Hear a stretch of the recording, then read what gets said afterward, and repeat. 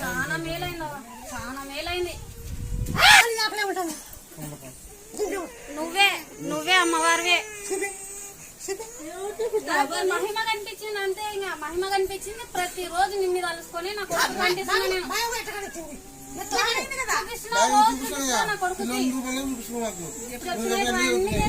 చూపిస్తున్నా. నా కొడుకు అసలు గిట్ల కూడా నవ్వుతుండలేదు అసలు. పిల్లోడు అట్లాగే నవ్వుతున్నాడు. పిల్లోడు బాగా కాళ్ళు చేతులు కొడుతున్నాడు.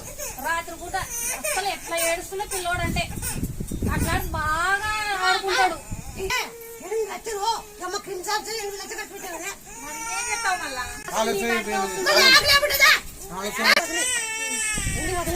కొబ్బరి దంచి అంటే